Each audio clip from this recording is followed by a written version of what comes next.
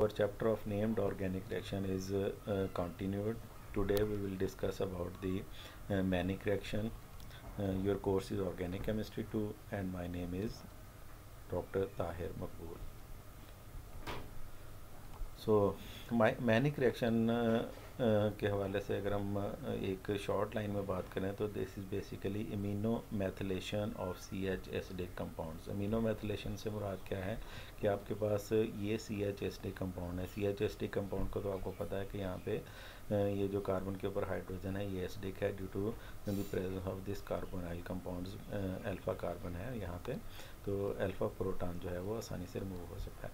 तो यहाँ पे अगर आप देखें तो अमीनो मैथिलेशन का मतलब क्या है कि इस कार्बन के ऊपर जो कि C H S D compound है इसके साथ एक आपका मिथिलीन ग्रुप लगा है और साथ उसके ऊपर क्या लग गया, अमाइन लग गया। तो बेसिकली जो प्रोडक्ट है वो अमीनो मैथिलीन है, addition product of C H S D compound. इस वजह से इसको हम amino methylation of C H S D compound के नाम से भी जाना जाता है। सो चूँकि यहाँ पे तीनों मालिक्यूल आपस में ऐड हो रहे हैं, कंडेंस हो रहे हैं, तो इसलिए हम इसको अगर थोड़ा सा डिटेल में कहें तो हम कह सकते हैं the condensation reaction of a C H acidic compound, for example a ketone, formaldehyde, specifically formaldehyde and ammonia, और इसके अंदर फर्दर जो वैरायटी है हम अमाइन भी इस्तेमाल कर सकते हैं। इसको हम मैनिक रिएक्शन कहते हैं। और ये जो बेसिक कंपाउंड हमारे पास जनरेट होता है इसको हम क्या नाम देते हैं, मैनिक बेस का नाम देते हैं। ये बहुत इम्पोर्टेंट स्पीशी है ऑर्गेनिक सिंथेसिस के अंदर, और ये वर्सटाइल बिल्डिंग ब्लॉक्स के तौर पे एक्ट करते हैं। ख़ासकर नेचुरल प्रोडक्ट सिंथेसिस के अंदर इनकी बहुत ज़्यादा एप्लीकेशंस हैं। इसकी कुछ एग्जांपल्स हम पढ़ेंगे आगे जाके। जो मैकेनिज़्म के हवाले से देखें, ज़्यादातर जो रिएक्शन है उनके अंदर जो पहला स्टेप है that is the nucleophilic addition of ammonia to formaldehyde to give this adduct. ये एक एडक्ट बनती है जिसके अंदर आपने पढ़ा होंगे ये इस तरह के रिएक्शन की अमोनिया कार्बोनाइल कंपाउंड के ऊपर अटैक करती है। ज़ाहिर बात है NH3 पॉजिटिव हो जाएगा, O नेगेटिव हो जाएगा, फिर हाइड्रोजन जो है वो यहाँ पे शिफ्ट हो जाएगा, तो आपके पास ये एक एडिशन प्रोडक्ट बनेगी जिसको एडक्ट का नाम देते हैं। अब एडक्ट जो है वो फिर इमीनियम आयन स्पीशी में कन्वर्ट हो जाती है through protonation and subsequent loss of water. अब होता क्या है कि आप का ये OH जो है ये क्या हो जाएगा, प्रोटोनेट हो जाएगा, OH2 में चला जाएगा, ये अच्छा लीविंग ग्रुप बन जाएगा। यहाँ पे जो लोन पेयर है ये अटैक करेगा और वाटर रिमूव हो जाएगा, तो आपके पास ये एक पॉजिटिव इंटरमीडिएट बनेगा जिसको हम इमीनियम आयन स्पीशी कहते हैं। ड्राइविंग फोर्स ये है कि ये जो इमीनियम आयन है ये रेजोनेंस स्टेबलाइज है, यानी कि ये डबल बॉन्ड जो है इस नाइट्रोजन के ऊपर शिफ्ट हो तो ये कार्बन के ऊपर पॉजिटिव चार्ज आ जाएगा। तो ये उसकी दो रेजोनेंस कॉन्ट्रीब्यूटिंग स्ट्रक्चर हैं। दूसरे लफ्ज़ों में इस इमीनियम आयन में ये जो कार्बन जो है ये हाईली इलेक्ट्रॉन डेफिशिएंट हो गई। तो नेक्स्ट स्टेप जो है वो द इमीनियम आयन स्पीशीज़ जो है वो आपका जो CH कंपाउंड है in the form of enol जो है वो उसके साथ रिएक्ट करती है और ओवरऑल जो है प्रोटॉन का लॉस होता है। अब ये देख लें ये वही आपका इमीनियम साल्ट है और ये जो आपका CH कंपाउंड है जो कि इनोल फॉर्म के अंदर यहाँ पे हमने लिखा हुआ है। तो ये जो डबल बॉन्ड है ये अटैक करता है इस कार्बन के ऊपर, ये क्योंकि ये हाईली इलेक्ट्रॉन डेफिशिएंट है तो यहाँ पे ये इसके साथ अटैच हो जाता है, ये पॉजिटिव चार्ज ख़त्म हो गया और आपके पास फर्दर जो है वो लॉस ऑफ प्रोटॉन हुआ, ये हाइड्रोजन लॉस हुआ तो कार्बोनाइल दोबारा रीजनरेट हो गया और मैनिक बेस आपका बन गया। एग्जांपल्स के अंदर देखें तो एग्जांपल हमने ली है साइक्लोहेक्सानोन की जो कि एक इनोलाइजेबल कीटोन है। अमोनिया की बजाय यहाँ पे हमने डाइमिथाइल अमाइन यूज़ किया है और फार्मेल्डिहाइड यूज़ की एज इट्स एक्वा सोल्यूशन और कैटालिटिक क्वांटिटी HCl की यूज़ की है। तो यहाँ पे 85% आपका जो आपका बेस है मैनिक बेस वो जनरेट हो गया है। यहाँ पे प्रोडक्ट जो है वो बेसिकली अमाइनो कीटोन है जो कि एक मालिक्यूल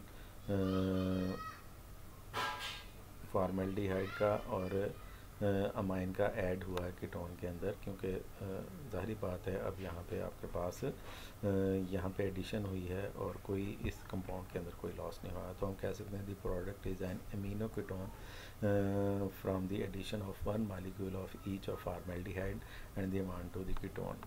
अब यहाँ पे इसका इस एग्जांपल के हवाले से भी मैकेनिज़्म अवेलेबल है जो कि यहाँ पे मैंने दिया है। तो यहाँ पे बेसिकली वही स्टेप है। पहले स्टेप पे क्या होगा, आपका अमाइन और फॉर्मेल्डिहाइड आपस में कंडेंस होंगे, दूसरे लफ्ज़ों में न्यूक्लियोफिलिक अटैक होगा on more electrophilic carbonyl carbon atom, और ये आपके पास प्रोटॉन ट्रांसफ़र होगा, और ये आपके पास क्या बन जाएगी, एक एडक्ट बन जाएगी, प्रोटोनेशन, और सब्सिक्वेंट लॉस ऑफ वाटर जो है वो इमीन साल्ट दे देगा। अब ये इमीन साल्ट जो है उसके ऊपर ये जो आपकी कीटोन है in the form of enol जो है वो अटैक करेगी इस कार्बन के ऊपर, और इसकी दूसरी फॉर्म भी लिख सकते हैं जिसके अंदर इस कार्बन के ऊपर पॉजिटिव है। तो अल्टीमेट अटैक जो है इस डबल बॉन्ड को इस कार्बन के ऊपर ही होना है। ये लोन पेयर यहाँ शिफ्ट होगा, प्रोटॉन लॉस होगा, तो आपके पास ये मैनिक बेस जो है वो जनरेट हो जाएगा। तो ये मैकेनिज़्म एक तरह से रिपीट हो गया इस एग्जांपल के अंदर। फीचर्स के हवाले से बात करें तो मैनिक रिएक्शन की बहुत ज़्यादा एप्लीकेशन है, क्योंकि आप वैरायटी ऑफ एल्डिहाइड या कीटोन इस्तेमाल कर सकते हैं, चाहे वो एलिफेटिक हों चाहे वो एरोमेटिक हों, वो आप इस्तेमाल कर सकते हैं। मिथिलीन डाइहैलाइड जो है वो भी इस्तेमाल कर सकते हैं इंस्टेड ऑफ दीज एल्डिहाइड्स या कीटोन्स। सिमिलरली अमाइन जो है वो ज़्यादातर केसेस में हाइड्रोक्लोराइड के तौर पे यूज़ होता है, और अमोनिया की बजाय आप एलिफेटिक अमाइंस इस्तेमाल कर सकते हैं, हाइड्रोक्सिलामीन इस्तेमाल कर सकते हैं, और हाइड्रोजीन इवन आप लोग इस्तेमाल कर सकते हैं इस रिएक्शन के अंदर। जो एरोमेटिक कंपाउंड है उनको यूजली अवॉइड किया जाता है क्योंकि वो मैनिक रिएक्शन नॉर्मली नहीं देते। चलें जी, सॉल्वेंट के तौर पे आप अल्कोहल इस्तेमाल कर सकते हैं, वाटर इस्तेमाल कर सकते हैं, और एसिटिक एसिड भी इस्तेमाल किया जाता है। रिएक्शन कंडीशन जो है वो स्पेसिफिक नहीं है, वो डिपेंड करती हैं सबस्ट्रेट के ऊपर। जो मैनिक बेसिस हैं ज़्यादातर केसेस के अंदर रिएक्शन मिक्सर जब रिएक्शन हो जाता है तो उसी के अंदर क्रिस्टलाइज आउट हो जाते हैं, क्योंकि हमने कैटालिटिक अमाउंट में आपको पता है एसिड भी इस्तेमाल करना होता है। अगर क्रिस्टलाइज ना भी हो तो उनको एक्सट्रैक्ट कर सकते हैं by using aqueous hydrochloric acid. अगर आपके पास कीटोन जो है वो अनसिमेट्रिकल है, जो कि आप CH एसिडिक सबस्ट्रेट के तौर पे यूज़ कर रहे हैं, तो आपके पास 2 रेडियो आइसोमेरिक प्रोडक्ट बन सकते हैं।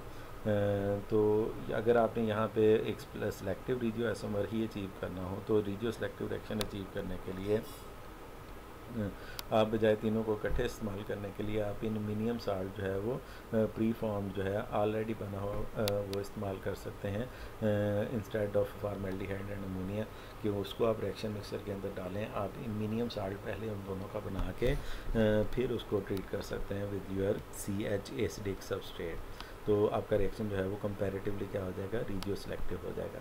अब ये जो अमीनियम साल्ट प्री फॉर्म्ड हैं ये कमर्शियली भी अवेलेबल हैं। ये फॉर एग्जांपल एस्किनो मोज़र साल्ट के तौर पे एक अमीनियम साल्ट जो है जो कि मैनिक रिएक्शन के अंदर एक्सटेंसिवली इस्तेमाल होता है, ये अवेलेबल है। इसको आप परचेज़ कर सकते हैं और जो अपना रिक्वायर्ड CH एसिडिक सबस्ट्रेट है उसके साथ रिएक्ट करके मैनिक बेसिस बना सकते हैं और उन मैनिक बेसिस को फर्दर अपनी सिंथेसिस के अंदर इस्तेमाल कर सकते हैं। मैनिक बेसिस बहुत इंपॉर्टेंट इंटरमीडिएट हैं ऑर्गेनिक सिंथेसिस के अंदर। इनकी बहुत ज़्यादा एप्लीकेशन है। फॉर एग्जांपल आप मैनिक बेस ले सकते हैं और उसके अंदर अमाइन को क्या कर सकते हैं, एलिमिनेट कर सकते हैं। नतीजे के तौर पे आपके पास alpha beta unsaturated carbonyl compound बन जाएगा। तो आप variety of alpha beta unsaturated carbonyl compound बना सकते हैं by converting your making your respective Mannich base and heating. This will result in the elimination of amine in the form of ammonia and the formation of alpha beta unsaturated compounds. Similarly amino group की substitution भी possible है जो कि एक important application के तौर पर इस्तेमाल होता है जिसके अंदर हम अल्काइलेशन कर लेते हैं। तो यहाँ पे हम बेसिकली क्या करते हैं, इस अमाइन को in the form of ammonia good leaving group में कन्वर्ट करते हैं और आपके पास इस CH2 के ऊपर क्या कर सकते हैं, कोई भी ग्रुप इंट्रोड्यूस करवा सकते हैं, यानी सब्स्टिट्यूट करवा सकते हैं। और उसकी एग्जांपल क्या है कि हम अल्काइलेशन करवा सकते हैं इस कार्बन के ऊपर। सिमिलरली अगर आप जो आपका मैनिक बेस है उसको ट्रीट करवा दें विद ऑर्गेनोलिथियम और organomagnesium reagents, it will result in the formation of beta amino alcohol. अब ये देखें ये अल्कोहल कार्बन है तो उसकी अल्फ़ा और बीटा पोजीशन पे क्या अमाइन मौजूद है, तो आपके पास बीटा अमीनो अल्कोहल मिल जाते हैं। जो बीटा अमीनो अल्कोहल है ये फार्माकोलॉजिकली बहुत ज़्यादा इंपॉर्टेंट है और they play an important role in pharmaceutical chemistry. Beta in amino alcohol की फार्माकोलॉजिकल एक्टिविटी जो है वो प्रॉमिसिंग है, तो आप variety of beta amino alcohol generate कर सकते हैं बाय यूजिंग मैनिक रिएक्शन।